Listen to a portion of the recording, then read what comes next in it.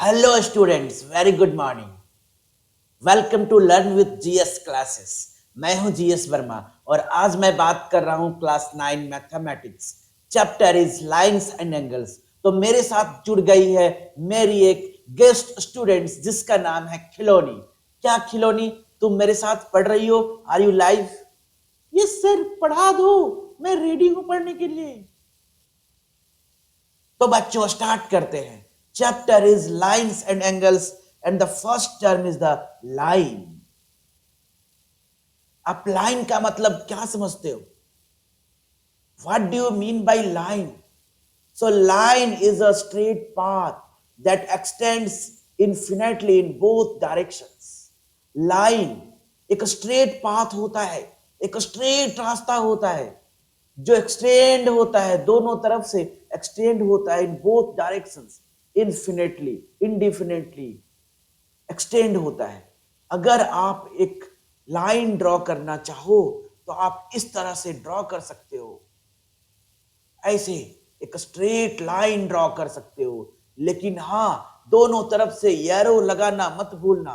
ये दोनों तरफ से आपको एरो लगाना पड़ जाएगा। अगर आप ये एरो नहीं लगाते हो तो ये लाइन नहीं कहलाएगा। हाँ, इसका आप नेमिंग कर सकते हो, यहाँ ए लिख दो, यहाँ बी लिख दो, ये कहलाएगा लाइन। अच्छा, एरो लगाने का मतलब क्या हुआ? आखिर भाई एरो क्यों लगाया जाएगा? एरो का मतलब है कि ये तीर इधर भी आगे चला जा रहा है, ये तीर इधर भी आगे चला जा रहा है। मतलब जो तीर का निशान है वो दोनों तरफ से इंफिनिटली एक्सटेंड कर रहा है, इसी को तो बोलते हैं लाइन। और इसी वजह से लाइन का कोई एंड पॉइंट नहीं होता। So it has no end point and no thickness. बताओ मेरी गेस्ट स्टूडेंट्स खिलौनी, क्या समझ आया? यस सर, आप आगे पढ़ाओ, मैं समझ रही हूँ, आपने बहुत अच्छा एक्सप्लेन किया, मैं तो समझ गई सर। आगे नेक्स्ट टर्म बताओ क्या है। तो चलिए आइए स्टूडेंट्स, नेक्स्ट टर्म पे आते हैं। This is the line segment. This is the line segment. हाँ, इससे पहले मैंने एक चीज बताना भूल गया। आपने तो लाइन बनाना सीख गया, लेकिन इसको आप नेमिंग कैसे करोगे? तो लाइन को नेमिंग इस तरह से किया जाता है, जैसे ए बी मैंने लिख दिया और ए बी के ऊपर आपको छोटा सा लाइन का सिंबल बना देना है। अगर आप ये सिंबल नहीं बनाते हो तो ये लाइन पूरी तरह से नेमिंग लाइन का नहीं हो पाएगा। अगर आप किसी तरह से इस तरह से कोई सीडी लाइन बनाते हो तो आपको इस तरह से उसका नेमिंग करना होगा। जैसे मैंने यहां लिख दिया सी डी, तो आपको सीडी का नेमिंग करना होगा किस इस तरह से, सीडी, और ऊपर से थोड़ा सा एक सिंबल लगा दो, छोटा सा लाइन का सिंबल। अंडरस्टूड? आगे बढ़ते हैं। Line segment. So what is mean by line segment? Line segment is a part of line that has two fixed point. आपको क्या करना है? एक लाइन ड्रॉ करना है। चलो मैंने लाइन ड्रॉ कर दिया, दोनों तरफ एरो लगा दिया। This is the A B. A B is a line. लेकिन इसी लाइन पे एक पार्ट लेना है। जैसे मैंने यहां पर एक पॉइंट पी कट कर लिया और दूसरा पॉइंट यहां पर क्यू कट कर लिया, और दोनों पॉइंट से जो बना, ये बना हमारा पी क्यू। ये जो बना हमारा P Q. So this is the line segment. क्योंकि इस लाइन सेगमेंट में दो एंड पॉइंट है। One end point is the P, other and point is the Q. So Khilauni, my guest students, क्या समझ आया? What is mean by the line segment? इस sir समझ आया, पूरी तरह से समझ आया।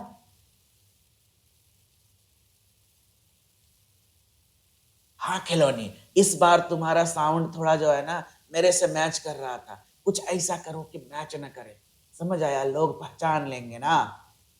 हाँ, तो नेक्स्ट है रे। अगला टर्म है हमारे पास रे। अरे अरे अरे, रे क्या होता है भाई? रे, मैंने तो सुना था सन्स रे, सन रेज। सन रेज का आपने सुना नाम है? सन रेज मतलब प्रकाश की किरणें, सूर्य की किरणें। अरे सूर्य की किरणें क्या होती है? अरे रे, किरण, किरण। और लड़की किरण, वो किरण वाली जिसकी नाम किरण है, वो लड़की की बात मैं नहीं कर रहा हूं, रेज की बात कर रहा हूं। अरे भाई सन यहां पर है, सन। और ये जो है ना बहुत सारी गर्मी देती है, लाइट देती है। तो सन से जो लाइट आती है ये रे के फॉर्म में आती है। तो sun is a point and a ray originate from a point. और रे कहां तक जाती है इसका कोई इंड नहीं है दोस्तों। सो a ray has one end point and other in the other direction, in the other is the extended indefinitely, in other side is extended infinitely. So a part of line, also ray is a part of line with one fixed end point and extending infinitely in one direction. तो बता दूं कि ये भी एक line का part होता है। जिसे मैं बना दूं एक लाइन, दोनों तरफ एरो लगाना जरूरी है लाइन में। दोनों तरफ मैंने एरो लगा दिया। अब क्या करता हूं, इस लाइन को मान लेता हूं ए बी। अब बीच में मैं लेता हूं एक पॉइंट ओ। अगर मैं बात करूं यहां से पॉइंट ओ से बी के तरफ, ओ से लेके बी के तरफ, सो दिस इज अ रे।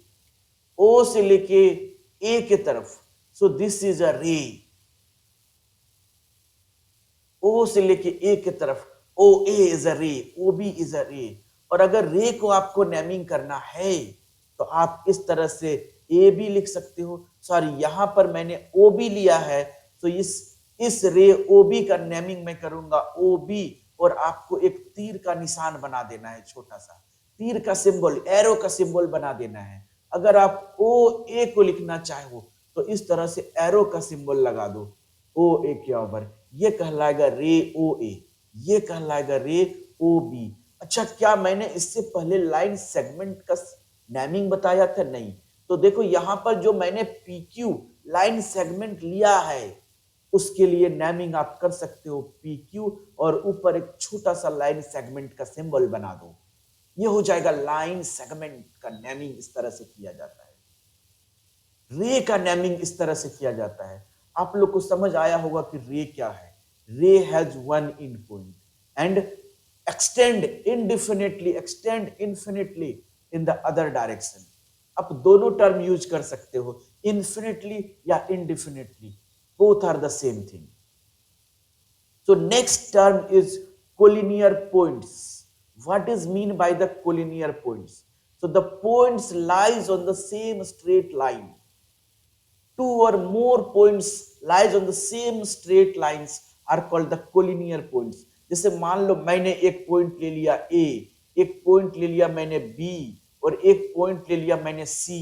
और अब मैं देखता हूं क्या इन तीनों से होकर, इन तीनों पॉइंट से होकर एक लाइन क्रॉस कर सकता है क्या? तीनों पॉइंट से होकर एक लाइन ड्रॉ हो सकता है क्या? तो हाँ, तीनों पॉइंट से होकर एक लाइन ड्रॉ हो रहा है, ऑब्वियसली ड्रॉ हो रहा है। So these three points lies on a line, so it is called, sorry it is not, these are called the collinear points. These 3 points are called the collinear points. क्या खिलौनी मेरी guest students, क्या तुम्हें ये सारी बातें समझ आ रही है? क्या तुम क्लास 9 के ये सारे टॉपिक्स को अच्छे से समझ पा रही हो? इस सर मैं समझ रही हूँ, अच्छे से समझ रही हूँ, बस अब पढ़ाते जाओ। हाँ, तो फिर बहुत अच्छी बात है। फिर मैं आगे बढ़ता हूं। कोलिनियर पॉइंट्स का मतलब तुम लोगों को समझ आया, तो आगे बढ़ता हूं। This is an angle, the term is the angle. What is mean by the angle? So an angle is formed when two rays originates from the same end points. An angle is formed when two rays originate from the same end point. अब बताया जा रहा है कि दो raise निकला हुआ है भाई, और दोनों सेम एंड पॉइंट से निकला हुआ है। अब यहां क्या करो, एक पॉइंट बना दो O, और यहां से सेम एंड पॉइंट से टू रेज ड्रॉ कर दो। तो चलो हम यहां से एक रे ड्रॉ कर देते हैं इधर, एक रे ड्रॉ कर देते हैं इधर। और रे बनाना है ना भाई, तो ये एरो जरूर लगा देना, एरो लगा देना। बिना एरो लगाए तो रे बन नहीं सकता। अब देखो, two rays originate from the same end point. O A is a ray, O B is a ray, originate from the same end point O, then an angle is formed. तो ये क्या बना भाई? एक कोना बन गया ना, कोन हिंदी में बोला जाता है कोन। This is an angle. and the rays are called the arms of an angle. ये दोनों जो रेज निकल रहा है OA and OB, these are called arm. These are called arms. Understood? Next topic पे आता हूं, types of angles, and this is the first is the acute angle. भाई एक्यूट एंगल, मैंने तो सुना था खिलौनी बड़ी क्यूट है, आज सुन रहा हूं एक्यूट। अरे एक्यूट क्यूट क्या होता है भाई? तो ये जियोमेट्री में आता है भाई, एक्यूट एंगल्स। अब एक्यूट एंगल्स को समझा जाए, so an angle whose measures is more than 0 degree but less than 90 degree. एक ऐसा एंगल जो 0 डिग्री से ज्यादा हो बट 90 डिग्री से कम हो, ऐसे एंगल को बोला जाता है एक्यूट एंगल। तो भाई हम लोग एक्यूट एंगल इस तरह से बना सकते हैं, ध्यान से देखो। एक इधर मैंने बेस ले लिया और इधर से एक रे बना दिया, तो यहां से ये हम कह सकते हैं कि एक्यूट एंगल है। चलो एक और बना देता हूं, यहां पर ऐसे बना दिया और यहां पर ऐसे बना दिया, जिसको भी कह सकते हैं कि एक्यूट एंगल है। चलो मैं यहां लगा देता हूं A, यहां लिख देता हूं B और यहां लिख देता हूं C, यहां लिख देता हूं P, Q और R। सो हम कह सकते हैं कि angle ABC and angle PQR are acute angle because these are less than 90 degree but more than 0 degree. अब देखो 9 कैसे कंपेयर करोगे कि ये 90 डिग्री से लेस है या नहीं? तो भाई 90 डिग्री बनता कैसे है, इसके बारे में पहले समझो। सो आप एक हॉरिजॉन्टल लाइन ले लो और एक वर्टिकल लाइन ले लो, पूरी तरह से हॉरिजॉन्टल और एक वर्टिकल। जैसे तुम्हारे घर में फ्लोर और वॉल है ना, फ्लोर जिस पे हम लोग चलते हैं और वॉल जिस पे हमारा LED टीवी लगा हुआ है। आई बात समझ में? फ्लोर और वॉल के बीच जो एंगल है वो है 90 डिग्री। आपको बता दें कि जो फ्लोर है, फ्लोर ऐसे लेटी हुई रहती है और वॉल ऐसे खड़ी रहती है। तो एक खड़ी रहेगी, एक पड़ी रहेगी। तो जहां आपको खड़ी पड़ी मिल जाए, समझ जाना ये 90 डिग्री होता है। एक खड़ी और एक पड़ी, तो इसको बोलते हैं 90 डिग्री। मतलब एक वर्टिकल और एक हॉरिजॉन्टल, इसको बोलते हैं 90 डिग्री। तो भाई चलो यहां पर इन दोनों एक्यूट एंगल को 90 डिग्री से कंपेयर करते हैं। तो सबसे पहले हम लोग यहां पर एक 90 डिग्री बनाते हैं, मींस जो BC है उस पर एक परपेंडिकुलर ड्रॉ करते हैं। यहां पर हमारा है BC और इस पर एक हम ड्रॉ कर देते हैं परपेंडिकुलर।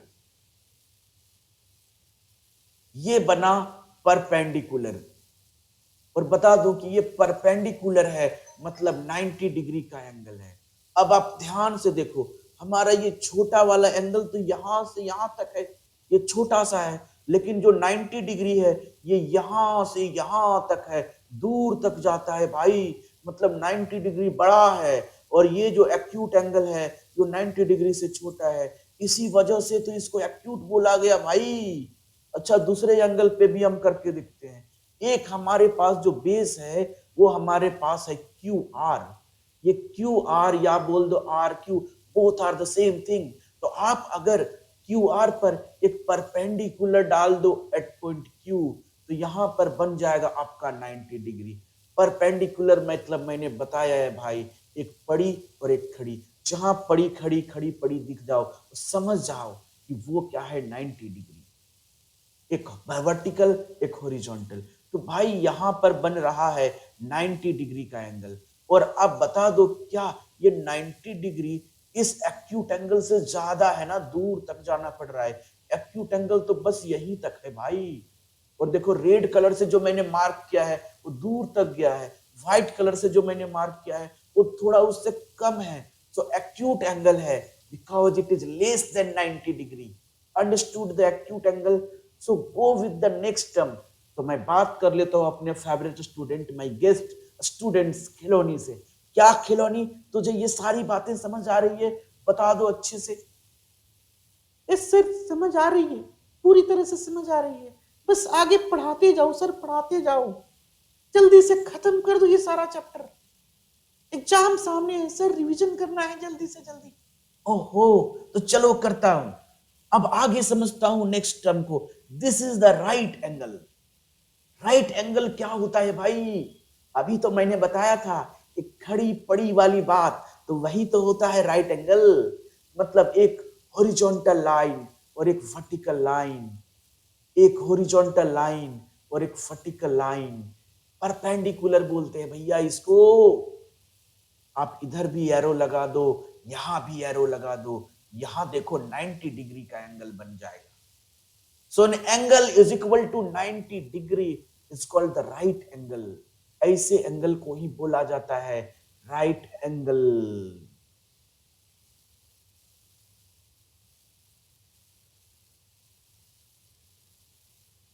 तो अब मैं आगे बढ़ता हूं।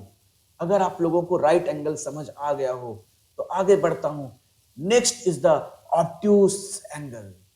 What is mean by the obtuse angle? तो भैया ये 90 डिग्री से बड़ा होता है और 180 डिग्री से छोटा होता है।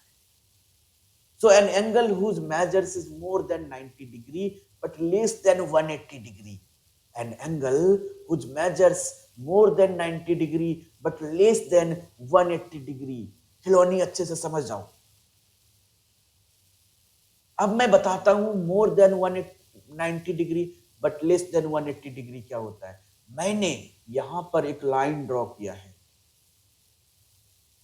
मैंने यहां पर एक लाइन ड्रॉ किया है भाई, परपेंडिकुलर लिया है। वही खड़ी पड़ी वाली बात को मैं फिर से रिपीट कर रहा हूं।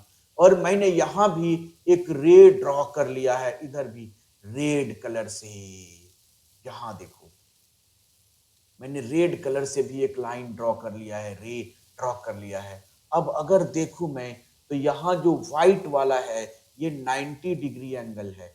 मतलब यहां से लेके यहां तक आप चलो तो ये 90 डिग्री जाएगा। लेकिन यहां से आप यहां तक चलो तो this is more then 90 degree and this is called obtuse angle.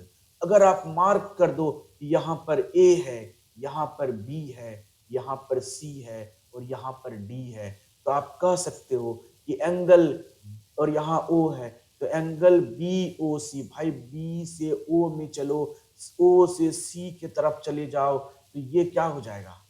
देखो सी से ओ, ओ से बी, तो क्या हो रहा है? ओ बी सी, यही एंगल आ रहा है ना भाई, O B C. This is 90 degree angle O B C. Sorry O B C मैंने गलती बोल दिया, सॉरी सॉरी सॉरी। देखो खिलौनी मुझसे भी गलती हो जाती है। इस सर गलती तो आपसे भी होती है, हम बच्चों से तो ज्यादा होती है। गलती तो आप कम करते हो, हम लोग तो और भी ज्यादा गलती करते हैं, भर भर के गलती करते हैं। सर हम लोग तो अभी सीख रहे हैं ना, आप तो पढ़ा रहे हो। चलो सर स्टार्ट कर दो, कोई बात नहीं। ठीक है खिलौनी, तो मैं स्टार्ट करता हूं। ये हमारा है जो ग्रीन कलर से मैंने कलर किया है, मार्क किया है। This is the 90 degree, this is the perpendicular and the angle BOC is the 90 degree and angle BOD is more than 90 degree, is more than 90 degree. So BOD is called the obtuse angle. Angle BOD is called the obtuse angle. Understood? क्या खिलौनी समझ आ रही है सारी बातें? इस sir समझ आ रही है, बस आगे पढ़ाओ। So the next term is a straight line. भैया ये स्ट्रेट लाइन क्या होता है? देखो मैंने स्ट्रेट लाइन बोल दिया गलती से। This is the straight angle, actually the straight angle. हाँ आपने सही सुना, जहां स्ट्रेट लाइन बनता है वहीं स्ट्रेट एंगल होता है। तो चलो एक स्ट्रेट लाइन बना देता हूं, स्ट्रेट लाइन बना देता हूं। This is the straight line. मैंने यहां ले लिया ए, यहां ले लिया बी और बीच में मार्क कर रहा हूं एक पॉइंट ओ। तो बता दो इधर से द स्ट्रेट लाइन से में जब मैंने एक पॉइंट ओ मार्क कर दिया तो यहां पर दो रे बन गया। एक रे बन गया इधर, दूसरा रे बन गया भाई इधर। ये जो दोनों रे बना, यहां से जब टू रेज अपोजिट डायरेक्शन में जा रहे हो तो जो उसके जहां से ऑरिजिनेट हो रहा है, जहां से ऑरिजिनेट हो रहा है अगर ये दोनों रेज सेम इंड पॉइंट से ऑरिजिनेट हो रहा हो और दोनों अपोजिट डायरेक्शन में जा रहा हो, सो जहां से ऑरिजिनेट हो रहा हो वहां पर ये एंगल बनाता है 180 degree, and this is called the straight angle. Understood? So an angle equal to 180 degree is called the straight angle. क्या ये बात समझ आ गया Khilauni? You are the my guest students, जल्दी से बता दो। यस सर, समझ आ गया, आगे बढ़ो। चलो, खिलौनी ने बोल दिया आगे बढ़ने को, तो आगे बढ़ जाता हूं। अब नेक्स्ट है, this is the reflex angle. What is mean by the reflex angle? An angle more than 180 degree but less then 360 degree. भाई अब एक ऐसा एंगल बनाना है जो 180 डिग्री से मोर देन हो बट लेस देन हो 360 degree, so this is called the reflex angle. तो चलो मैं बना देता हूं। मैं क्या करता हूं, इससे पहले एक स्ट्रेट एंगल बनाता हूं, आप लोगों को समझ आनी चाहिए। तो मैंने एक स्ट्रेट एंगल बना दिया, दोनों तरफ एरो लगाना मत भूलना। यहां मैंने ए ले लिया, यहां बी ले लिया, और यहां से मैंने एक लाइन और ड्रॉ करना है, यहां एक लाइन इधर मैंने ड्रॉ कर दिया। चलो मैं कुछ और कलर ले लेता हूं ताकि आपको समझने में आसानी हो। मैंने यहां पर एक रे और भी ड्रॉ कर दिया। अब अगर मैं देखता हूं कि हमारा स्ट्रेट एंगल कहां से कहां तक है, 180 डिग्री एंगल कहां से कहां तक है, तो 180 डिग्री स्ट्रेट लाइन तक है, 180 डिग्री। लेकिन अगर मैं इससे भी आगे जाना चाहूं तो क्या? कुछ नहीं, चले जाएंगे यहां से और भी आगे चले जाएंगे सर, यहां तक चले जाएंगे। तो भैया ये तो 180 डिग्री से ज्यादा हो गया ना, सो इसको हम लोग बोलेंगे रिफ्लेक्स एंगल। इसी को बोला जाएगा भाई reflex angle. So reflex angle is more then 180 degree but less then 360 degree. अब बता दो 360 डिग्री एंगल क्या होता है, कंप्लीट एंगल क्या होता है? This is the next term, is the complete angle. Complete angle is equal to 360 degree.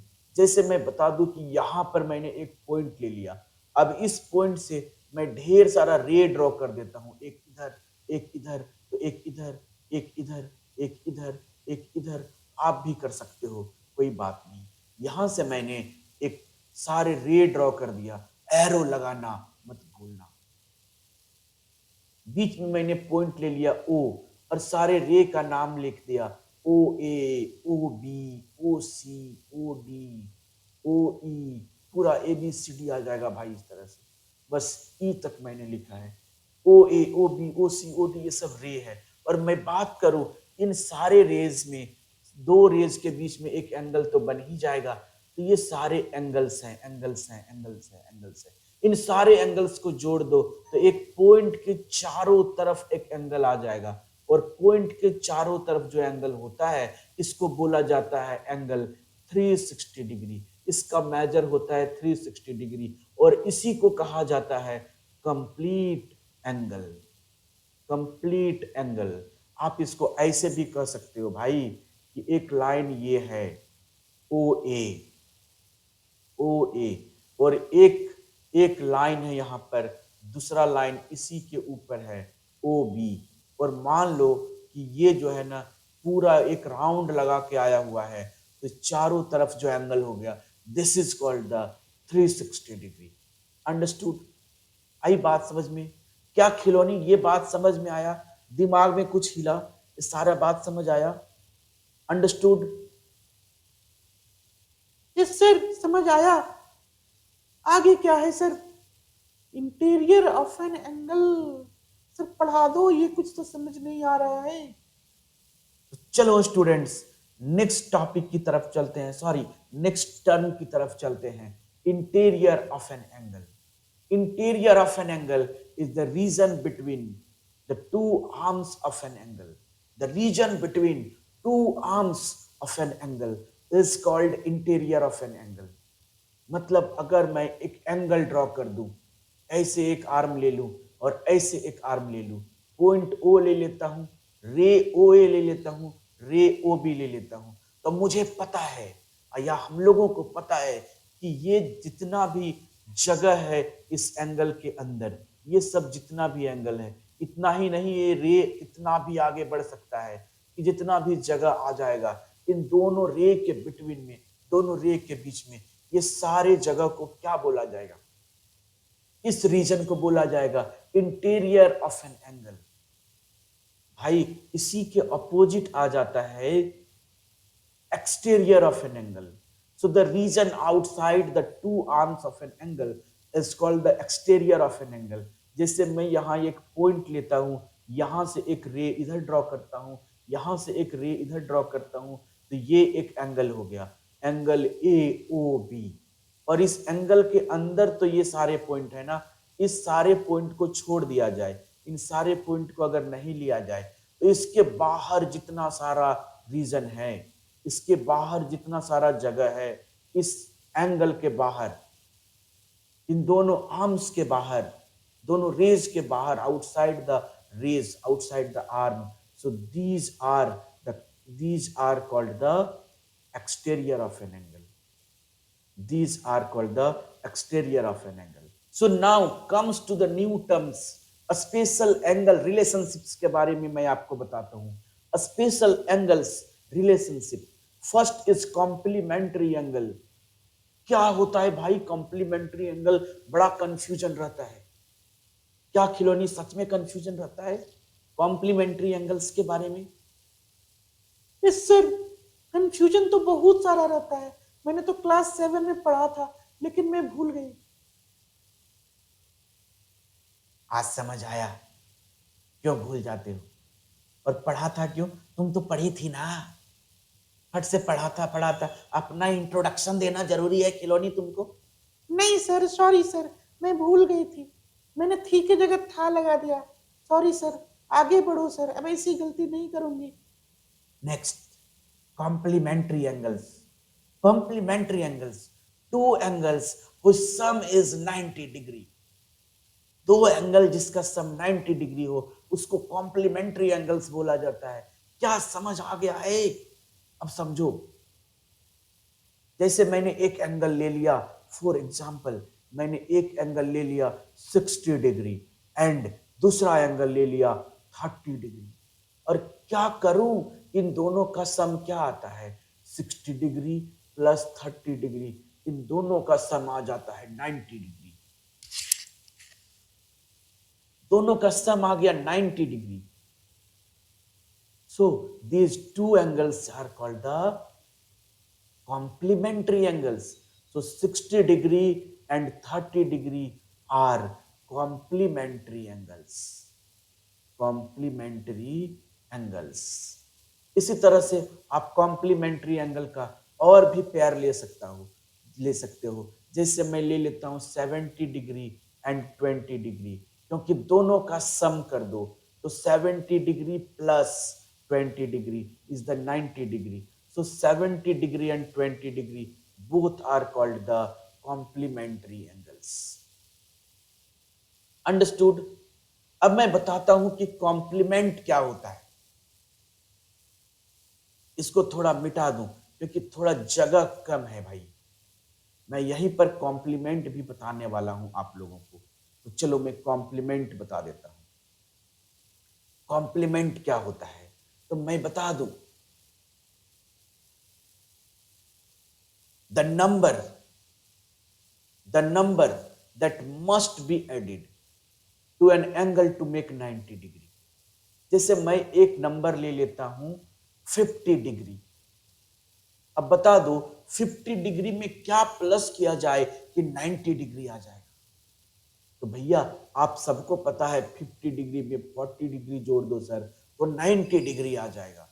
मतलब ये जो 40 डिग्री मैंने जोड़ दिया, this is the complement of 50 degree. So मैं बात करूं कि complement of 50 degree is the 40 degree and complement of 40 degree is the 50 degree. 50 degree का कॉम्प्लीमेंट कौन है? 40 डिग्री। और 40 डिग्री का कॉम्प्लीमेंट कौन है? 50 डिग्री। अरे भाई ये 40 डिग्री 50 डिग्री का कौन सा रिलेशन है? 50 डिग्री के लिए क्या लगता है? पापा लगता है, भैया लगता है, बहन लगती है, क्या लगता है भाई? ये कुछ नहीं, कॉम्प्लीमेंट्री है भाई, दोस्त है, कॉम्प्लीमेंट्री है, कॉम्प्लीमेंट है, कॉम्प्लीमेंट्री मैंने बोल दिया, कॉम्प्लीमेंट है।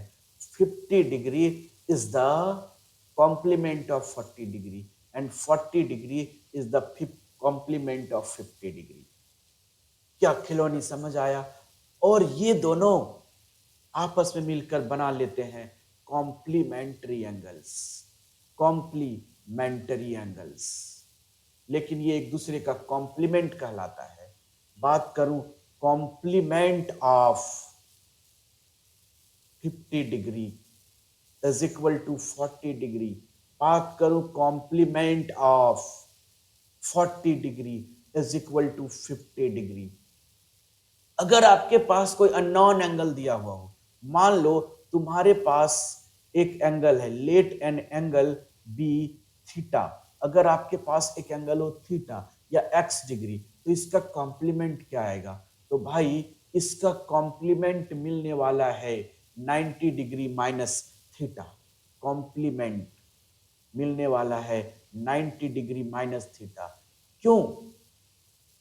क्योंकि आप जब दोनों का सम कर दो, आप थीटा और 90 डिग्री माइनस थीटा को सम कर दो, तो थीटा थीटा कैंसिल हो जाएगा और मिलेगा 90 डिग्री। मतलब इन दोनों का सम भी 90 डिग्री होता है। इसी वजह से थीटा और 90 डिग्री माइनस थीटा ये दोनों ही कॉम्प्लीमेंट्री एंगल्स हैं। मतलब ये दोनों एक दूसरे का कॉम्प्लीमेंट है। क्या ये सारी बातें समझ आ रही है खिलौनी अच्छे से? कॉम्प्लीमेंट्री समझ आया? यस सर, समझ आया। अब आगे सप्लीमेंट्री बता दो, मैं इसी का वेट कर रही हूँ। सो आगे बढ़ते हैं स्टूडेंट्स और पढ़ते हैं सप्लीमेंट्री एंगल्स। तो कॉम्प्लीमेंट्री की तरह ही सप्लीमेंट्री का ही फंडा है, लेकिन इसमें बस कंडीशन अलग है। Two angles whose sum is 180 degree. Complementary में सम 90 डिग्री होना चाहिए और सप्लीमेंट्री में सम 180 डिग्री होना चाहिए। तो अगर आपके पास एक एंगल है 150 डिग्री और दूसरा एंगल है 30 डिग्री, तो इन दोनों को सम करके देखो क्या आता है। 150 degree plus 30 degree, this is 180 degree. Wow! मतलब ये दोनों कॉम्प्लीमेंट्री है? नहीं नहीं, ये सप्लीमेंट्री है भाई। सम 180 आ रहा है, this two are supplementary angles. So 150 degree and 30 degree are supplementary angles.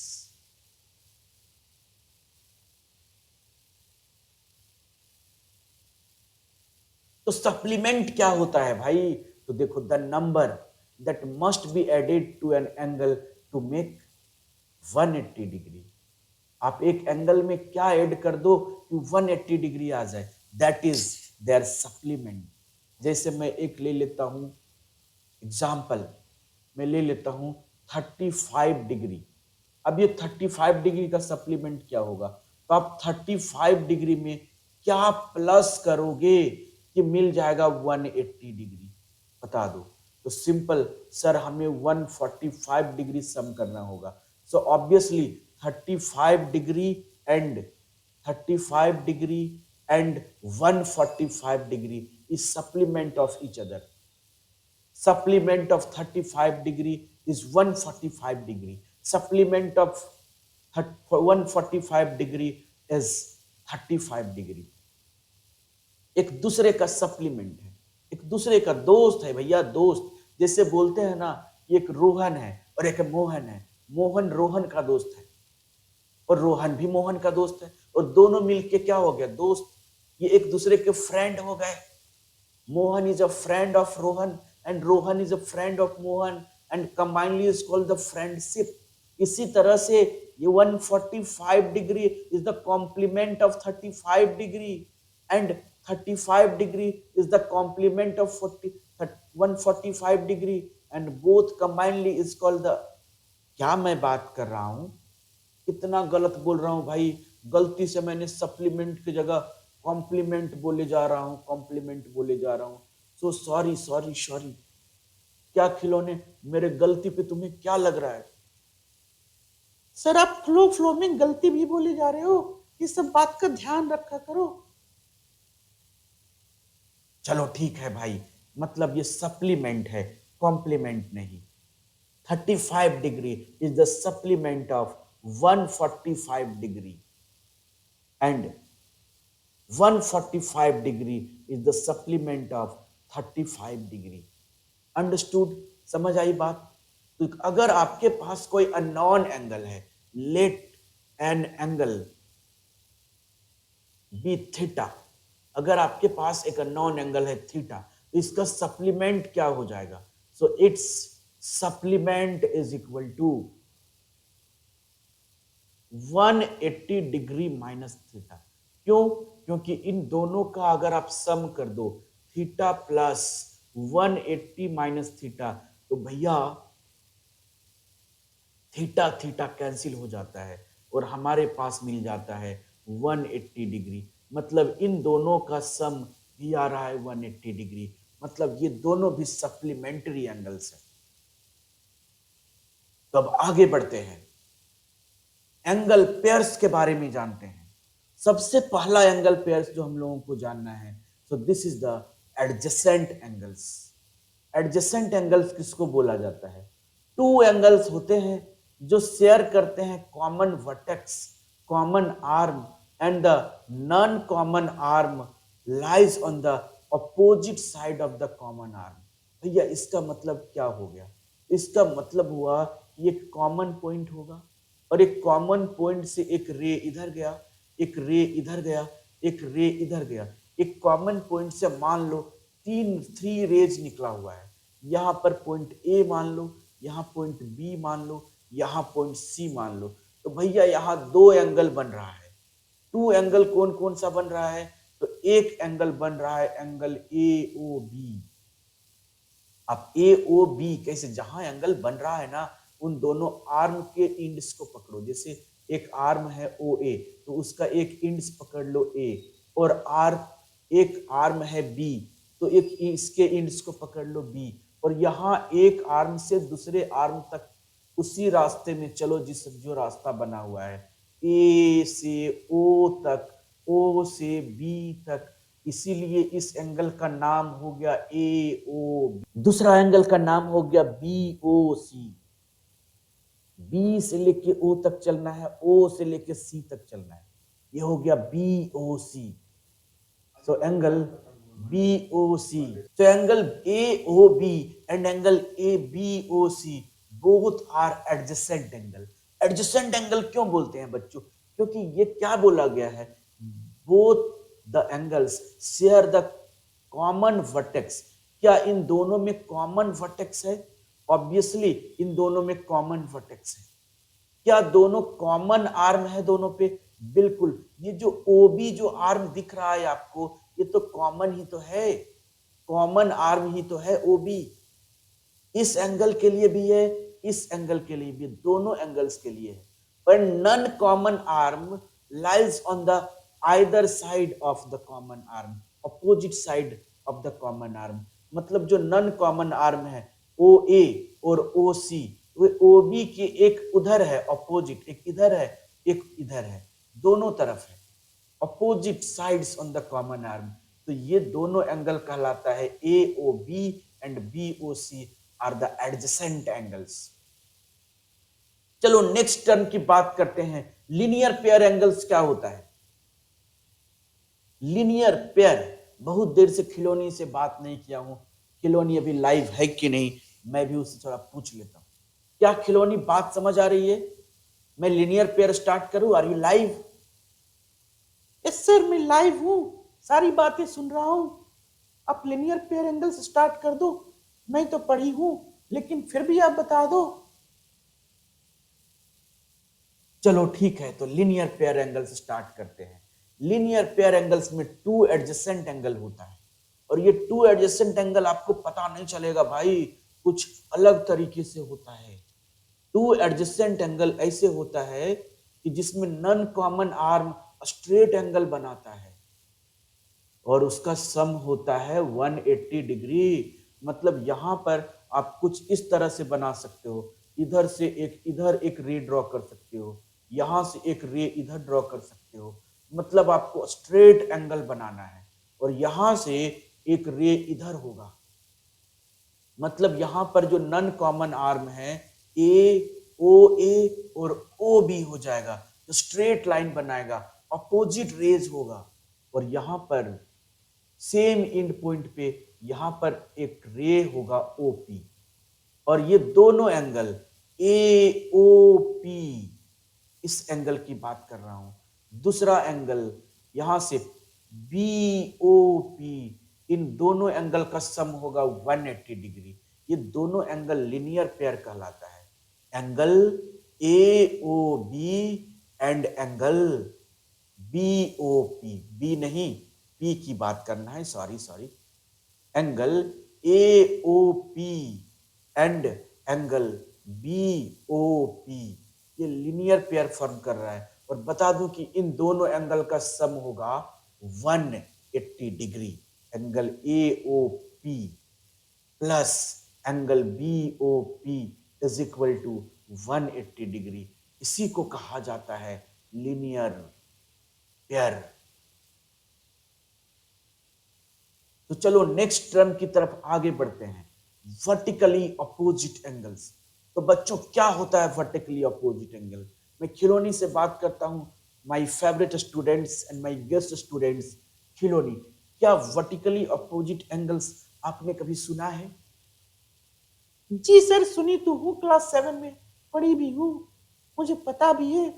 लेकिन आप बता दो, क्योंकि आपने जो रिवीजन करा रहा है, मेरे बोलने से आप रुकोगे नहीं, तो बता ही दो। ठीक है, तो मैं आगे बताता हूं। When two lines intersect, they form pairs of vertically opposite angles. जब दो लाइन इंटरसेक्ट करता है, एक लाइन इधर से अच्छे से लाइन बना देता हूं, एक लाइन मैंने बना दिया इधर से, एक लाइन बना दिया इधर से, और ये दोनों इंटरसेक्टिंग लाइंस है। इंटरसेक्टिंग लाइंस, एक को ले लेता हूं ए बी और दूसरे को ले लेता हूं सी डी। तो यहां पर जो पेयर ऑफ एंगल्स बन रहा है, angle A O C and angle B O D, these are vertically opposite angle. यहां जो एंगल बन रहा है B O C and angle A O D, these are vertically opposite angles and these are always equal. Vertically opposite angles are always equal. तो मैं लिख सकता हूं यहां पर कि एंगल ए ओ लिख देता हूं यहां पर, angle A O D is equal to angle B O C. और दूसरा एंगल बात करूं, angle A O C is equal to angle B O D, ये दोनों angle vertically angle opposite angle equal होते हैं। नेक्स्ट टर्म की बात करता हूं, लाइंस एंड ट्रांसवर्सल की बात करता हूं। तो यहां पर सबसे पहले बात करने वाला हूं पैरेलल लाइंस। पैरेलल लाइंस क्या होता है? Two lines that never meet, दो लाइन जो कभी मीट नहीं करता, जो कभी इंटरसेक्ट नहीं करता, इवन व्हेन एक्सटेंडेड इन्फिनेटली, जब उसे इन्फिनेटली भी एक्सटेंडेड कर दिया जाए, आगे कितना भी बढ़ा दिया जाए, तब भी वो इंटरसेक्ट नहीं करता, मीट नहीं करता, वैसे लाइंस को बोला जाता है पैरेलल लाइंस। तो आप देखो यहां पर एक लाइन है कुछ इस तरह से, दूसरा लाइन है कुछ इस तरह से। मैं बता दूं कि यहां पर ये लाइन बनाने के लिए एरो लगाना जरूरी होता है, पहले भी मैंने बताया था। एक लाइन है एल, दूसरा लाइन है एम, और ये दोनों कितना भी एक्सटेंड कर दो, ये मीट नहीं करने वाला। इधर भी कितना भी एक्सटेंड कर दो, ये मीट नहीं करने वाला। इन दोनों के बीच जो डिस्टेंस है हमेशा इक्वल होता है। जैसे मान लो यहाँ पर है डिस्टेंस 3 सेंटीमीटर, तो यहाँ भी होगा 3 सेंटीमीटर, यहाँ भी होगा 3 सेंटीमीटर। हर जगह इन दोनों लाइंस के बीच का डिस्टेंस सेम होगा, ये कभी इंटरसेक्ट नहीं करेगा। So these are called the parallel lines. आप इसको ऐसे दिखा सकते हो, ऐसे लिख सकते हो, एल पैरेलल टू एम। और अगर आपके पास इस तरह से कुछ नेमिंग है, अगर ए बी लाइन है एक और एक सी डी लाइन है इसी के पैरेलल सी डी, तो आप इसको इस तरह से A B parallel to CD लिख सकते हो। अब आप बोलोगे कि सर यहाँ पर लाइन का सिंबल नहीं बनाया आपने, तो आप बना सकते हो, नहीं भी बना सकते हो, हर बार बनाना जरूरी नहीं है, आप ऐसे भी इसको लिख सकते हो। So next term is the transversal. तो भैया बता दो कि जब दो लाइन हो हमारे पास, जरूरी नहीं कि वो पैरेलल हो। देखो दो लाइन है हमारे पास, एक L और एक M, ये दोनों पैरेलल नहीं है, लेकिन ये दो लाइन को एक लाइन इंटरसेक्ट करता है, या दो से ज्यादा लाइन को एक लाइन इंटरसेक्ट करता है। तो ये इंटरसेक्ट करने वाला जो लाइन है, इसी को बोला जाता है ट्रांसवर्सल। यही क्या है? Transversal. Okay, so transversal, a line that intersect two or more lines, एक ऐसा सिंगल लाइन जो टू और मोर लाइंस को इंटरसेक्ट करता हो एट डिफरेंट पॉइंट्स। जैसे यहां पर एक पॉइंट पे, यहां पर एक पॉइंट पे, डिफरेंट पॉइंट पे इंटरसेक्ट करता हो, इसको बोला जाता है ट्रांसवर्सल। क्या खिलौनी, पैरेलल लाइंस और ट्रांसवर्सल तुम्हें समझ आ रही है? यस सर, समझ आ रही है। नेक्स्ट टर्म बताओ, नेक्स्ट टर्म क्या है? So next is the angle formed by a transversal. Angles formed by a transversal. अब ये क्या होता है? जब कोई दो लाइन पे एक ट्रांसवर्सल इंटरसेक्ट करे और वहां पर जो एंगल फॉर्म होता है, तो first angle is corresponding angle. अब ये कॉरेस्पॉन्डिंग एंगल क्या होता है भाई? तो चलो मैं टू लाइंस यहां पर ड्रॉ करके दिखाता हूं। एक लाइन मैंने बना दिया AB, एक लाइन मैंने बना दिया AB, एक लाइन मैंने बना दिया CD। चलो एक ABCD नहीं, L और M ले लेता हूं। एक लाइन है L और एक लाइन है M, और यहां से एक इस दोनों लाइन को डिफरेंट पॉइंट्स पर काटते हुए एक लाइन T बना दो, जिसको बोलेंगे ट्रांसवर्सल।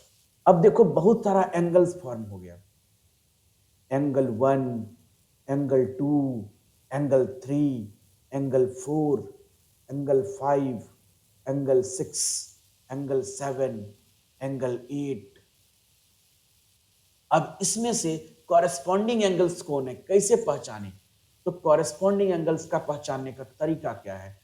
तो the angles in the same relative position, angles जो सेम रिलेटिव पोजीशन पे है, उसी को बोलते हैं कॉरेस्पॉन्डिंग एंगल। मतलब क्या है भाई? मतलब देखो L लाइन पर जो ट्रांसवर्सल है, उसके राइट साइड में L लाइन के ऊपर कौन सा एंगल है? तो ये एंगल है एंगल 1। और इसी तरह से आप M लाइन पर देख लो, M लाइन पर जो ट्रांसवर्सल है, तो M लाइन के ऊपर ट्रांसवर्सल के राइट साइड में जो एंगल बन रहा है, यह है एंगल 5। तो दोनों का रिलेटिव पोजीशन सेम है, इसी वजह से एंगल 1 इक्वल टू एंगल 5 है।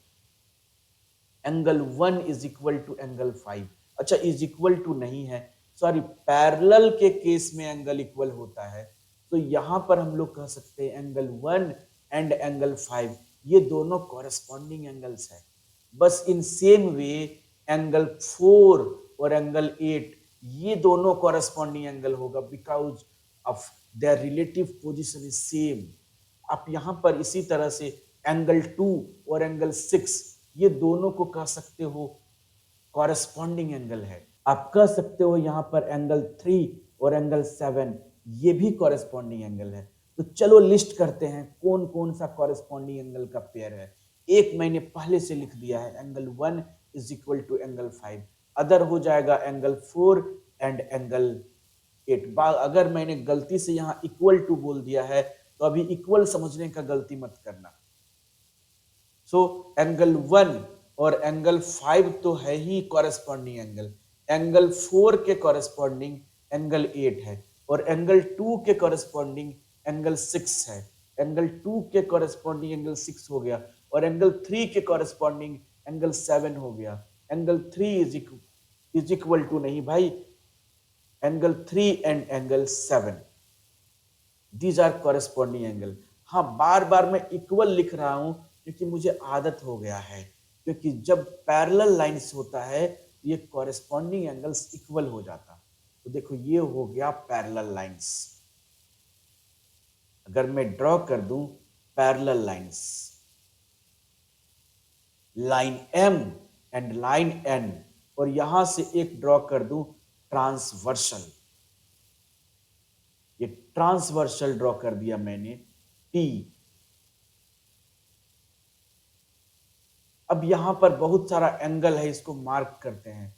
एंगल 1, एंगल 2, ये दोनों देखो एंगल 1, एंगल 2 क्या है जी, कॉरेस्पॉन्डिंग एंगल्स है। ये दोनों इक्वल हो जाएगा क्योंकि लाइंस पैरेलल है। अब देखो एंगल 3, एंगल 4, यहां 3 लिख देता हूं, यहां 4 लिख देता हूं। आप यहां देखो एंगल 5 एंड एंगल 6, ये दोनों, आप ये दोनों देख लो, एंगल 7, एंगल 8, ये दोनों। तो ये सब है कॉरेस्पॉन्डिंग एंगल्स। और अगर लाइंस पैरेलल हो, if L parallel to M, then pair of corresponding angles are equal. Then क्या हो जाएगा, then angle 1 is equal to angle 2 मिलेगा, angle 3 is equal to angle 4 मिलेगा, angle 5 is equal to angle 6 मिलेगा, angle 7 is equal to angle 8 मिलेगा। आई बात समझ में? तो कॉरेस्पॉन्डिंग एंगल तभी इक्वल होता है जब लाइंस पैरेलल होता है। तो अंडरस्टूड, समझ आया? My favourite and my guest students Khilauni. Yes sir, समझ आया, आगे बढ़ो।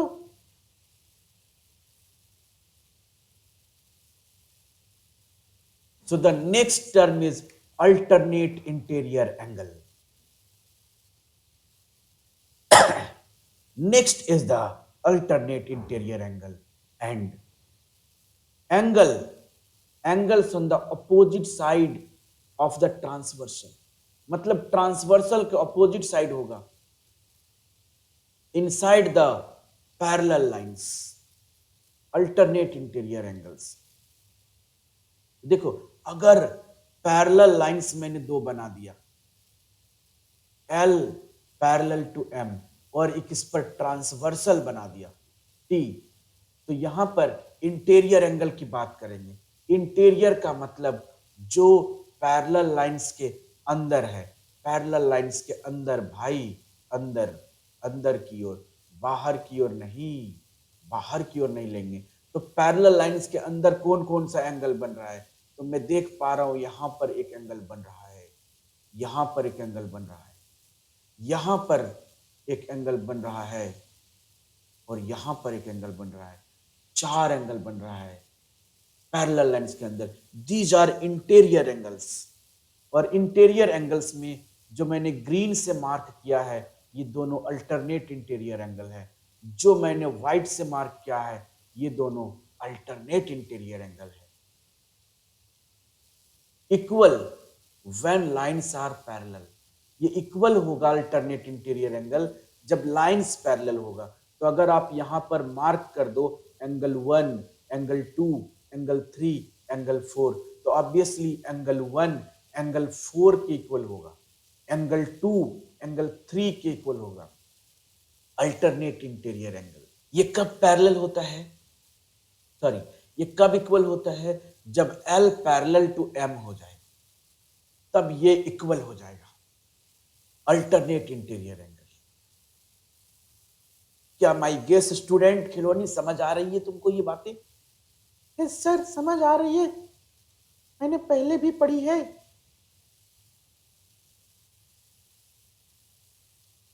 सर आगे पढ़ाओ। हाँ, तो नेक्स्ट टॉपिक है को interior angles, means the consecutive interior angles. Consecutive interior angles क्या होता है? So angle on the same side of transversal inside the lines.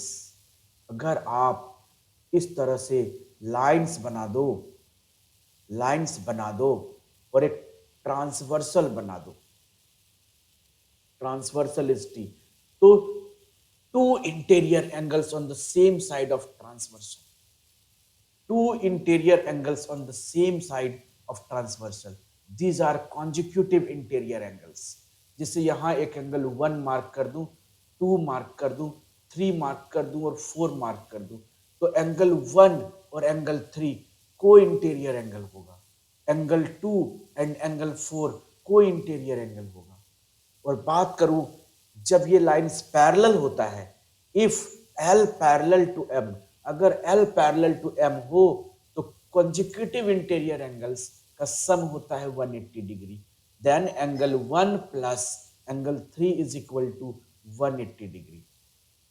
Angle 2 plus angle 4 is equal to 180 degree. These are the co-interior angle, consecutive interior angle. तो चलो आगे बढ़ते हैं और कुछ पेयर ऑफ लाइंस समझते हैं। पेयर ऑफ लाइंस, सबसे पहला है इंटरसेक्टिंग लाइंस। तो इंटरसेक्टिंग लाइंस क्या होता है? Lines that meet at one point. दो लाइन अगर मैं बना दूं और ये दोनों अगर एक पॉइंट पे मीट कर रहा है तो इसको बोलेंगे इंटरसेक्टिंग लाइंस।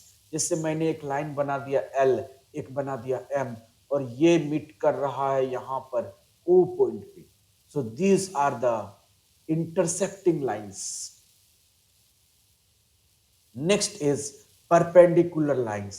इसके बारे में तो हम लोग पहले भी पढ़े हैं। परपेंडिकुलर लाइंस, क्या खिलौनी बता दो, क्या ये परपेंडिकुलर लाइंस के बारे में मैंने पहले भी पढ़ा है?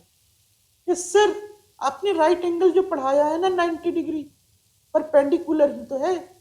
तो two lines meet at 90 degree it's called the perpendicular lines. तो चलो बनाते हैं। अगर एक लाइन हम लोग ऐसे ड्रॉ कर लें और एक लाइन ऐसे ड्रॉ कर दें, दो लाइंस में ड्रॉ कर दिया, दो लाइंस मैंने ड्रॉ कर दिया, एक ए बी चलो मार्क कर लेता हूं और एक लाइन को सी डी मार्क कर लेता हूं। तो दोनों ही परपेंडिकुलर है जब ये 90 डिग्री का एंगल बना रहा हो। मतलब मैं पहले भी डिस्कस किया हूं, एक पड़ी और एक खड़ी, एक खड़ी रहेगी एक पड़ी रहेगी, एक हॉरिजॉन्टल एक वर्टिकल, इसको बोलते हैं perpendicular lines and this makes an angle 90 degree. तो चलो यहां तक बेसिक कॉन्सेप्ट क्लियर हुआ। चलो बता दो my guest and my favourite students Khilauni, क्या ये समझ आया? क्या मैं थ्योरम्स स्टार्ट कर सकता हूं? यस सर, ये सारी बातें समझ आ गई, बहुत अच्छे से समझ आ गई। आप थ्योरम 1 स्टार्ट कर दो। तो मैं थ्योरम 1 पे आता हूं। Theorem 1 is if a ray stands on a line, then the sum of the adjacent angles of formed is 180 degree. भाई प्रूव करना पड़ेगा। बताया गया है कि एक रे स्टैंड है एक लाइन पर, तो दो एंगल जो फॉर्म होगा एडजेसेंट एंगल, उसका सम 180 डिग्री हो जाएगा। ये प्रूव भी करना है हमें। चलो यहां पर आते हैं, एक फिगर बना लेते हैं। मैं एक फिगर बना लेता हूं। यहां पर फिगर में सबसे पहले एक लाइन बनाना है जिसका नेमिंग कर देंगे हम ए बी, और यहां बीच में एक ले लेंगे पॉइंट ओ, और यहां ओ पॉइंट पर एक रे को स्टैंड कर देंगे इस तरह से। अ रे स्टैंड ऑन अ लाइन, ऐसे ही तो बोला गया था। तो दो एंगल बना, एक इधर वाला एंगल जो मैंने रेड से मार्क किया है और एक इधर वाला एंगल जो मैंने ग्रीन से मार्क किया है। ये दोनों एडजेसेंट एंगल है। चलो मैं यहां पर P लिख देता हूं। दोनों एडजेसेंट एंगल है, ये दोनों का सम 180 डिग्री प्रूफ करना है। दोनों का सम 180 डिग्री कैसे प्रूफ कर सकते हैं? How can you prove the sum of this two adjacent angles is 180 degree?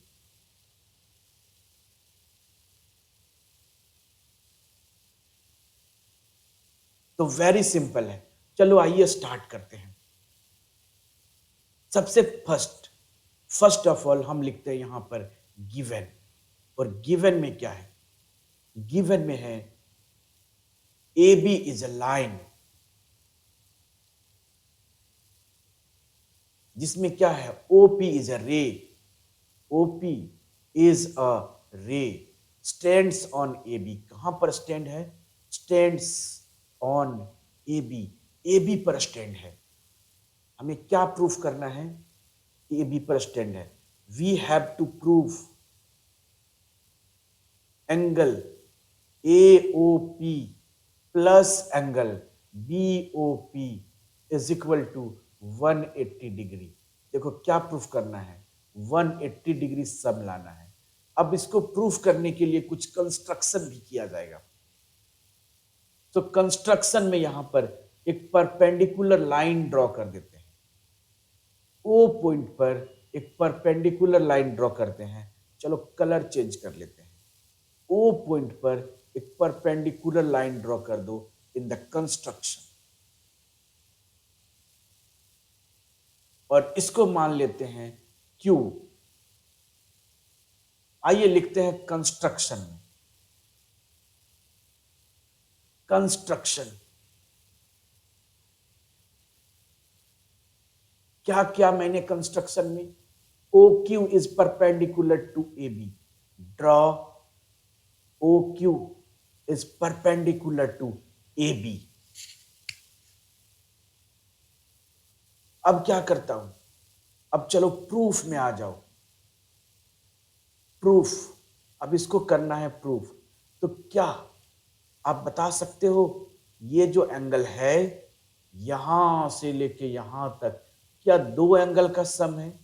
क्या मैं यहां से इस 90 डिग्री वाले एंगल को और इस वाले एंगल को दोनों को ऐड कर सकता हूं तो ये पूरा एंगल आ जाएगा। Angle AOP is equal to angle AOP is equal to, since angle AOP is equal to angle AOQ, देखो ये वाला angle AOQ plus angle 90 degree AOQ plus angle POQ, दोनों को प्लस कर देना है, ये बड़ा वाला एंगल आ जाएगा। तो angle AOQ plus angle POQ, इन दोनों को प्लस कर दिया जाएगा। इसको ले लेते हैं इक्वेशन 1 और फिर देखते हैं फिगर में इस एंगल को क्या लिखे। इस एंगल को क्या लिखा जाएगा? सर इस एंगल को हम यहां से BOQ जो एंगल है इसमें से माइनस कर सकते हैं, इस एंगल को POQ को माइनस कर देंगे। पूरा ग्रीन वाला जो अभी मार्क किए और जो अभी व्हाइट मार्क कर रहे हैं, इस एंगल को BOQ को POQ माइनस कर देंगे तो ऑब्वियसली ये वाला एंगल आ जाएगा। तो यहां हम क्या करते हैं, angle BOP is equal to angle BOP is equal to angle BOQ minus angle POQ। This is equation 2 और दोनों इक्वेशन को सम कर देते हैं। So on adding equation 1 and 2 we get, दोनों इक्वेशन को जोड़ने पे क्या मिला? जोड़ने पे मिला कि इन दोनों LHS को जोड़ देंगे, इस वाले LHS को और इस वाले LHS को LHS में जोड़ देंगे तो हमारे पास आ जाएगा angle AOP plus angle BOP। फिर दोनों RHS को जोड़ देंगे। दोनों RHS को जब हम जोड़ेंगे तो याद रखो ये पॉजिटिव में POQ और नेगेटिव में POQ ये कैंसिल हो जाएगा। आपको यहां कैंसिल नहीं करना है, बस आपको हटा देना है। देखो हमें क्या मिल जाएगा, ये दोनों प्लस हो जाएगा, AOQ plus BOQ, AOQ plus BOQ। So angle AOQ plus angle BOQ। और आपको पता है एंगल AOQ और BOQ का वैल्यू क्या होता है? 90 डिग्री। इसका भी वैल्यू है 90 डिग्री। एंगल AOQ हमारे पास 90 डिग्री है। देखो अब ये सारा मैं मिटा देता हूं।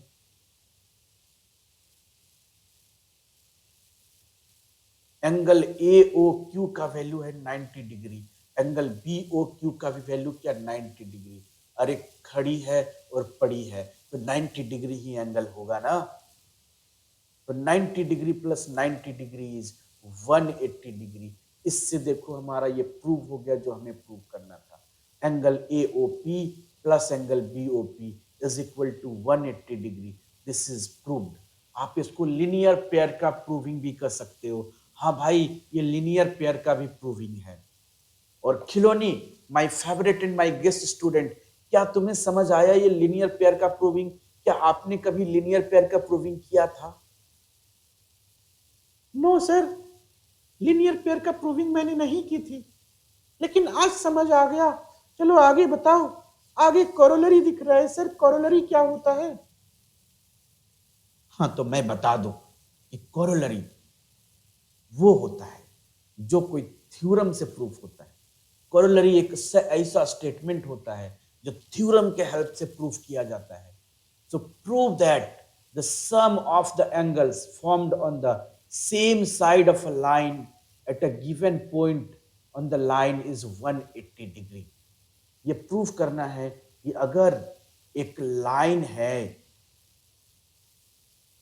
एक लाइन मान लो है ए बी, और यहां पर बीच में एक पॉइंट मैंने ले लिया ओ, मैंने एक पॉइंट ले लिया ओ, तो यहां बोला गया है the sum of all the angles formed on the same side, same तरफ, मतलब अगर आप इधर एंगल बना रहे हो ना तो इधर ही बनाना, दूसरे तरफ मत बनाना। ये बात कर रहा हूं मैं, same side of the line. तो अगर यहां पर मैं एक एंगल बना दूं यहां पर ऐसे, और यहां पर एक एंगल बना दूं ऐसे, तो यहां पर जितने भी एंगल बन रहे हैं इन सबका सम 180 डिग्री होगा। ये हमें प्रूफ करना है। सारे एंगल का, तीनों एंगल का सम हो जाएगा 180 डिग्री। चलो यहां पर नेमिंग कर लेते हैं, यहां P लिख देते हैं, यहां Q लिख देते हैं, और चलो आते हैं गिवन में। Prove that the sum of all the angles formed on the same side of a line at a given point on the line is 180 degree. So angle, so AOB is a line. आप simple AB is a line भी बोल सकते हो। यहां पर जो है ना angle AOP, angle POQ, angle POQ and angle BOQ, ये तीनों एंगल कहां है? Lies on the sorry lie on the same side of a line AB and originate from the same end point.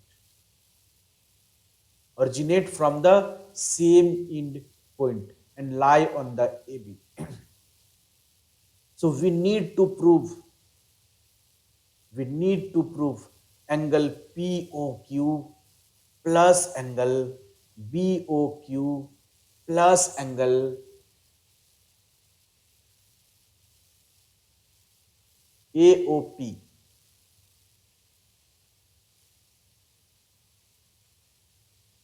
To prove angle AOP plus angle BOQ, POQ, not BOQ. Angle POQ plus angle BOQ is equal to 180 degree. इसको कैसे prove किया जाएगा? तो obviously इसको prove कर सकते हैं, theorem के हेल्प से प्रूव कर सकते हैं। अगर हम देखें तो ये दोनों लीनियर पेयर है, एक यहां से यहां तक जिसको हम बोलेंगे एंगल AOQ, और एक यहां से यहां तक ये वाला एंगल जिसको हम बोलेंगे BOQ। ये दोनों एंगल लीनियर पेयर बना लेता है। So angle AOQ plus angle BOQ linear pair से 180 डिग्री हो जाएगा, क्योंकि स्ट्रेट लाइन बना रहा है ना टू एडजेसेंट एंगल में पे। तो चलो आते हैं प्रूफ वाले पार्ट में।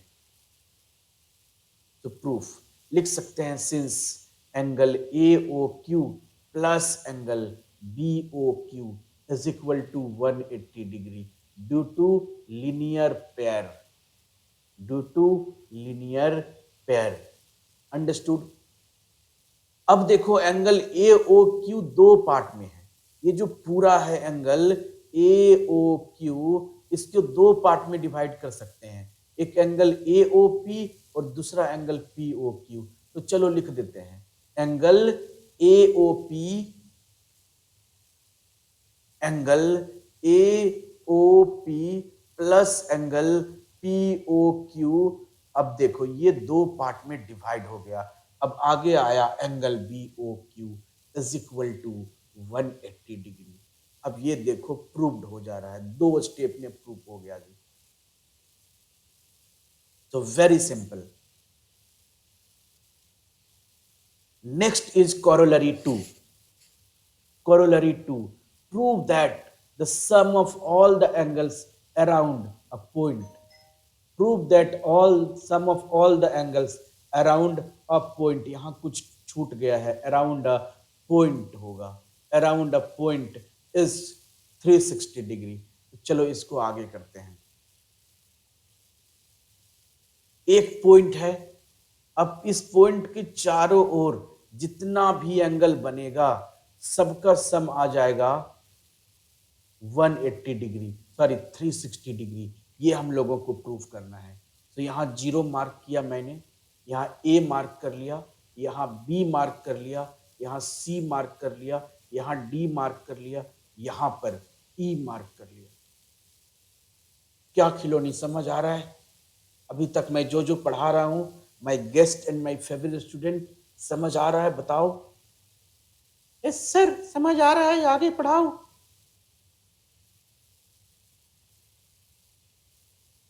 तो यहां पर बहुत सारा एंगल फॉर्म हुआ है और इन सारे एंगल का सम 180 डिग्री नहीं, सॉरी 360 डिग्री होगा। क्या होगा? 360 डिग्री। ये हमें प्रूफ करना है।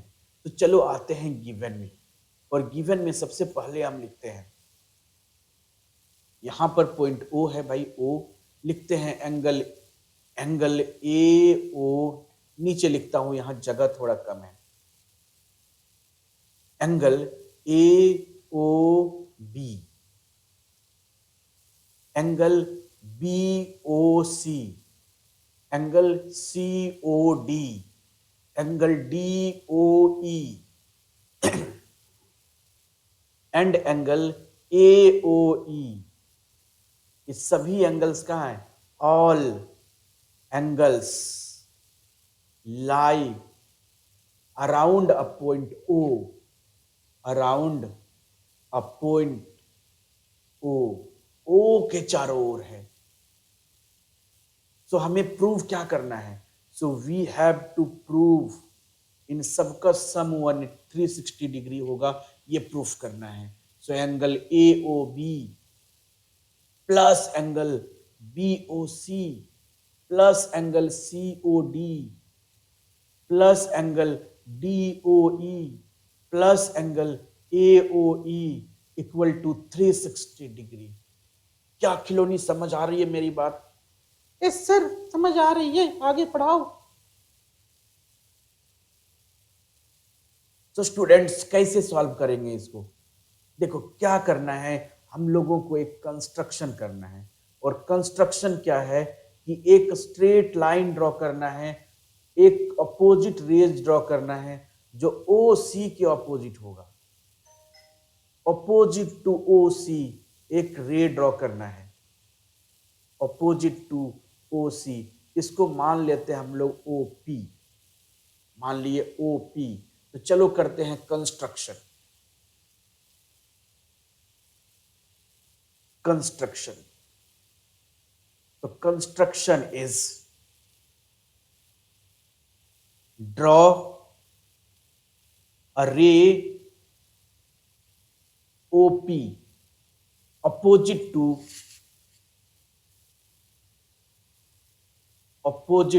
ओपी ना ड्रॉ किए, ओपी अपोजिट टू रे ओ सी रे के अपोजिट एक रे ड्रॉ कर दिए ओपी, मतलब ये स्ट्रेट लाइन होगा। सो अब आ जाते हैं प्रूफ वाले सेक्शन में। तो सिंस रे ओ C and ray O P are opposite rays, are opposite rays. ये दोनों क्या है? अपोजिट रेज है।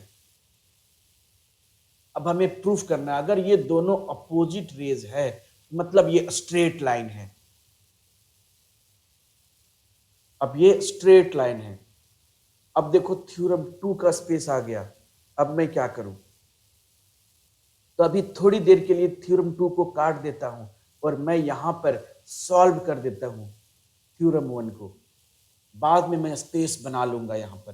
तो देखते हैं यहां पर OC and OP are opposite rays, so that means POC, मतलब जो POC है is a straight line. POC is a straight line. जब POC स्ट्रेट लाइन हो जाएगा तो भाई क्या, लीनियर पेयर जब स्ट्रेट लाइन हो जाता है तो एक स्ट्रेट लाइन के एक तरफ जितना भी एंगल्स है सबका सम 180 डिग्री होता है। ये बात तो मैंने पहले ही प्रूफ कर दिया है। सो एक स्ट्रेट लाइंस के एक तरफ क्या क्या एंगल है? So angle AOP, angle AOB और एंगल BOC, ये तीनों एंगल का सम 180 डिग्री हो जाएगा, जिसको बोला जाता है straight angle. Means therefore angle AOP plus angle AOB plus angle BOC is equal to 180 degree. This is equation 1 and this is the called straight angle. अच्छा, in same way also ये भी, अगर ये स्ट्रेट एंगल है तो इसके एक तरफ जो एंगल POE है, EOD है और COD है, इन तीनों का भी सम 180 डिग्री आ जाएगा। स्ट्रेट एंगल एक तरफ है, स्ट्रेट एंगल। आई बात समझ में? तो angle POE, angle POE plus angle DOE plus angle COD, इन तीनों का सम आ जाएगा 180 degree. This is equation 2 and this is also straight angle. क्या खिलौनी समझ आ रही है बात? दो इक्वेशन मैंने बता दिया, बना दिया स्ट्रेट एंगल से। समझ आई? Are you live? Yes sir, मैं लाइव हूँ, आगे पढ़ा दो, सारी बातें समझ आ रही है। तो नेक्स्ट इज, मैं क्या करने वाला हूं? एडिंग करने वाला हूं। On adding equation 1 and equation 2, दोनों इक्वेशन को ऐड करने पे क्या मिलेगा? कैसे ऐड किया जाता है भाई इक्वेशन को? तो जितना भी LHS है LHS के साथ जोड़ दिया जाएगा और जो भी RHS है RHS के साथ जोड़ दिया जाएगा। आई बात समझ में? LHS में क्या है? AOP plus AOB plus BOC, फिर इसके साथ इन तीनों को जोड़ दिया जाएगा। तो चलो जोड़ देते हैं। Angle AOP plus angle AOB plus angle BOC plus angle POE plus angle DOE and plus angle COD, इन सब को जोड़ देंगे। राइट साइड पे क्या है? 180 डिग्री प्लस 180 डिग्री, ये दोनों जुड़ जाएगा। 180 डिग्री प्लस 180। अब नेक्स्ट स्टेप में हम लोग क्या करेंगे अब रीअरेंज।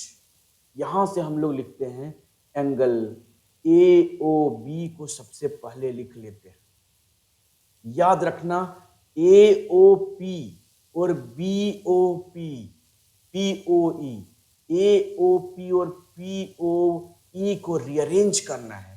तो angle AOB plus angle BOC plus angle COD plus angle DOE, इन सबको लिख लेंगे। AOB, BOC, COD, DOE सबको लिख लेंगे। अब हमें क्या करना है, इन दोनों एंगल को लिखना है एक साथ। एंगल AOP को angle AOP plus angle POE, इन दोनों को कर देंगे रीअरेंज। सारा एंगल्स आ गया, ये दोनों भी आ गया, इज इक्वल टू क्या मिलेगा, 360 डिग्री। 180 plus 180 is 360 degree. अब वन स्टेप में सॉल्व होने वाला है। Angle AOB plus angle BOC plus angle COD plus angle DOE। अब ये दोनों का सम क्या आएगा भैया, इन दोनों का सम क्या आएगा। तो angle AOP and angle POE अगर देखें हम फिगर में, तो हमारे पास यहां पर ये दोनों का सम AOP और POE, ये दोनों का सम AOE मिलने वाला है। तो इन दोनों के बदले में हम लिखने वाले हैं एंगल AOE, एंगल AOE। अब इसका वैल्यू आ जाएगा 360 डिग्री। तो ये हो गया प्रूफ। क्या खिलौनी ये बात समझ आई, my favourite and my guest students? क्या ये थ्योरम समझ आया? कॉरोलरी है या थ्योरम है? आप यस सर, समझ आई, आगे बताओ। तो आइए स्टार्ट करते हैं theorem 2, converse of theorem 1, and this is, if the sum of two adjacent angle is 180 degree, then the non-common arms of the angle is straight line। इसका मतलब क्या है कि अगर दो एंगल, मान लेते हैं कि दो एडजेसेंट एंगल का सम 180 डिग्री है। जैसे मैंने एक स्ट्रेट जैसा मैंने बना लिया, स्ट्रेट ही बनाया है भाई, स्ट्रेट जैसा नहीं, लेकिन अभी इसको स्ट्रेट नहीं मानेंगे क्योंकि स्ट्रेट प्रूफ करना है। AB बना लिया और यहां से O पॉइंट में ले लिया। यहां पर बोला गया है कि if the sum of two adjacent angles, sum of two adjacent angles, तो यहां से मैंने एक और रे ड्रॉ कर दिया। अब यहां पर टू एडजेसेंट एंगल तो बन ही जाएगा। So we have to do the given, given लिखना है। If the sum of two adjacent angle, यहां पर P मार्क कर लेता हूं, और टू एडजेसेंट एंगल है angle AOP plus angle BOP is equal to, given is 180 degree, and AOP and BOP are adjacent angle. लिख देना है angle AOP and angle BOP are adjacent angles, adjacent angles. क्या खिलौनी समझ आ रही है? Adjacent angle sum of 180 degree. इससे समझ आ रही है, आगे पढ़ाओ। चलो, खिलौनी को तो सिर्फ आगे ही पढ़ना रहता है, समझ में आ रहा है कि नहीं आ रहा है पता नहीं, अच्छे से समझ रही या नहीं, ये बताती भी नहीं ठीक से। सर ठीक से तो बता रही है, और कैसे बताओ? चलो ठीक है जी, ठीक है, आगे बढ़ता हूं। तो angle AOP plus angle BOP is 180 degree. This is the given, and we have to prove the opposite rays are straight lines. We need to prove AOB are straight line, straight line, ये proof करना है। चलो इसके लिए थोड़ा construction कर देते हैं। तो कंस्ट्रक्शन क्या करना है बच्चों, क्या करना है बता दो? क्या खिलौनी पता है कंस्ट्रक्शन क्या करना है? नहीं सर, कंस्ट्रक्शन मुझे पता रहता तो मैं आपका वीडियो थोड़ी देखती लाइव। अच्छा तो चलो ठीक है, मैं बताता हूं। तो कंस्ट्रक्शन क्या करना है, एक ऐसा रे ड्रॉ करना है जो ओ ए के अपोजिट माना जाएगा। एक O B dash ray draw कर देते हैं, जो मान लेते हैं कि जो ओ ए जो लाइन है इसके अपोजिट रेज है। यहां पर हम लिखते हैं ड्रॉ अ रे, draw a ray O B dash and let it is opposite to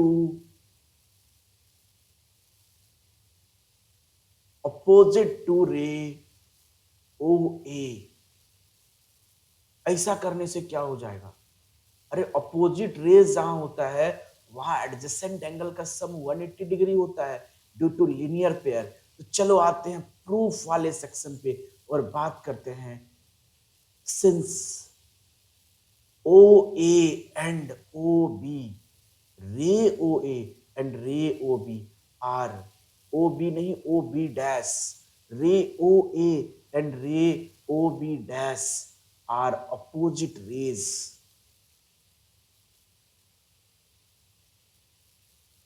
So therefore, angle AOP plus angle POB dash is equal to 180 degree due to linear pair। क्या बात है खिलौनी, समझ आ रही है? यस सर, समझ आ रहा है, आगे पढ़ाओ। इक्वेशन 1।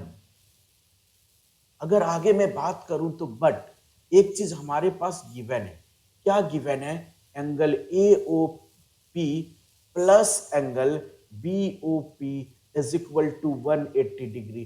This is given. तो इसको इक्वेशन 2 बना लेते हैं गिवन वाले को। दोनों इक्वेशन में हम देखते हैं कि दोनों का RHS भाई इक्वल है। तो क्या करेंगे, हम दोनों के LHS को इक्वल कर देंगे। RHS इक्वल है, LHS को इक्वल भी कर देंगे।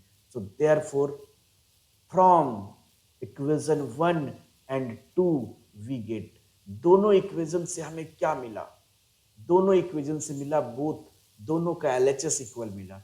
Angle AOP plus angle POB dash is equal to angle AOP plus angle BOP are equal. यहां से क्या AOP कैंसिल हो जाएगा? ऑब्वियसली AOP कैंसिल हो जाएगा तो हमारे पास मिल जाएगा angle POB dash is equal to angle BOP।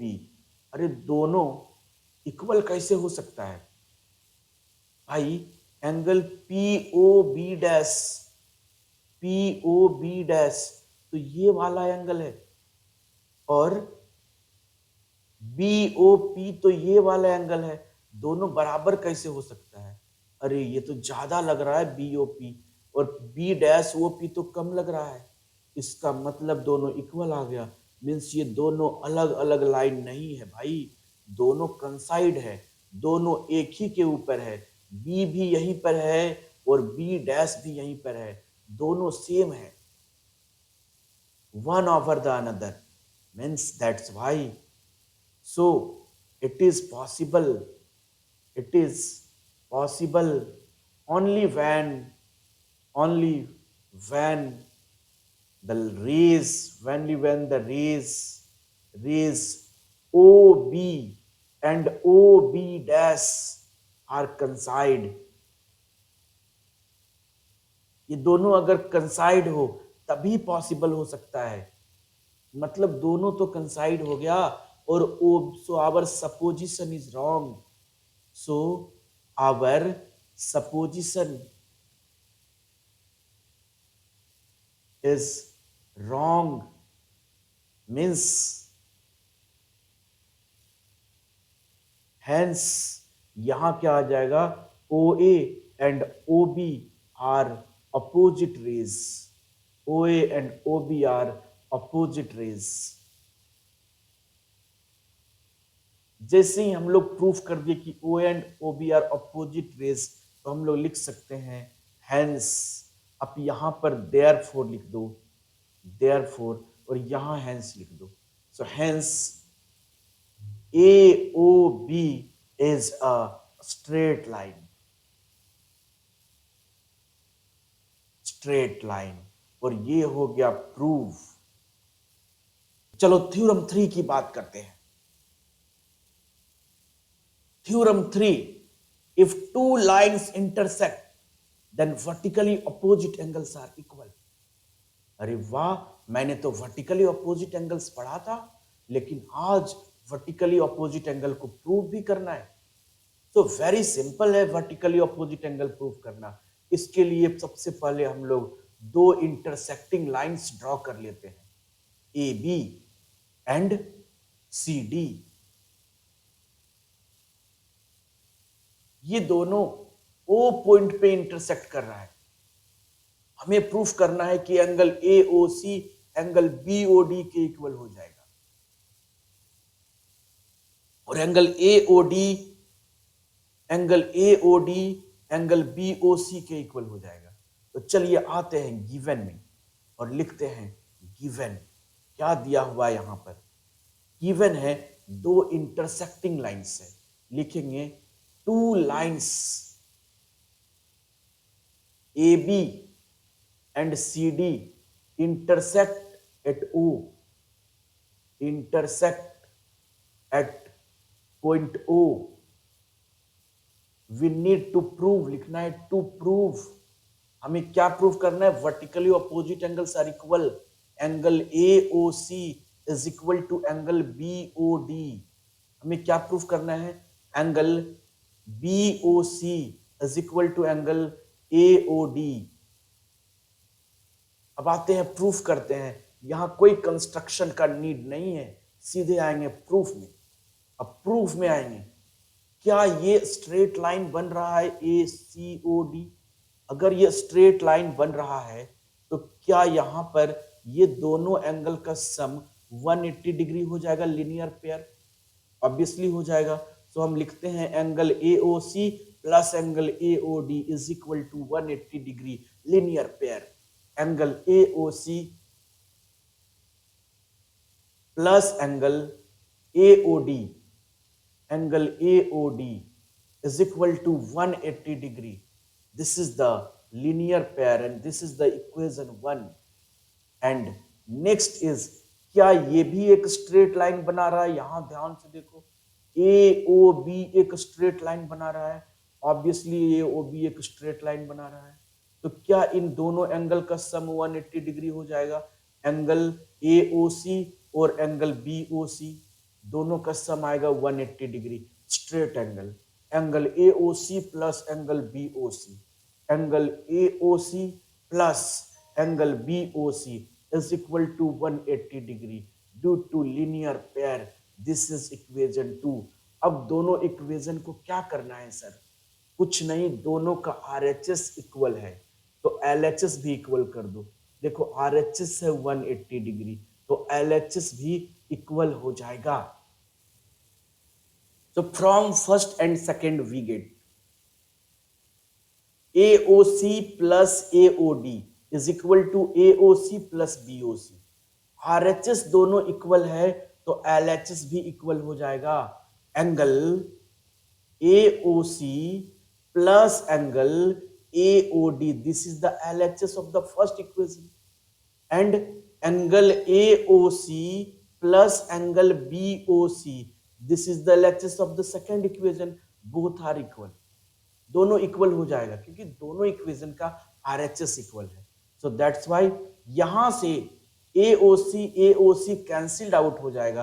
अब यहां से हमें मिल जाएगा angle AOD is equal to angle BOC, और ये फर्स्ट पार्ट प्रूव हो गया। सेकेंड पार्ट हम लोग प्रूफ करते हैं। AOD BOC ये प्रूफ हो गया। देखो ये AOD BOC प्रूफ हो गया। अब हम क्या करते हैं? इक्वेशन 1 को तो रहने देते हैं, इक्वेशन 2 में हम इन दोनों को ले लेते हैं। यहां से एंगल AOD और एंगल BOD ये हम इक्वेशन 3 बना देंगे। Since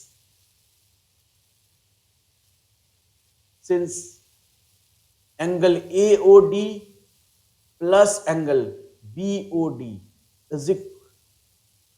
is equal to 180 degree. This is equation 3। और अगर आप इक्वेशन 1 और इक्वेशन 3 को कंपेयर करो, इक्वेशन 1 और इक्वेशन 3 को कंपेयर करो, तो दोनों का RHS इक्वल है। So from equation 1 and equation 3 we get, दोनों इक्वेशन से हमें क्या मिलेगा, दोनों का RHS इक्वल है 180 डिग्री एंड 180 डिग्री, तो दोनों का LHS इक्वल मिल जाएगा। तो इसका LHS है angle AOC plus angle AOD, angle AOC plus angle AOD, और दूसरे का LHS है angle AOD plus angle BOD। तो दूसरे का LHS है angle AOD plus angle BOD। अब क्या करना, दोनों तरफ से AOD को कैंसिल कर देना, और फाइनली जो आना था वो मिल गया, angle AOC is equal to angle BOD। इस तरह से वर्टिकली अपोजिट एंगल प्रूव हो गया। क्या my guest and my favourite students, Khilauni समझ आ रही है बात? अंडरस्टूड? यस सर, समझ आ रही है।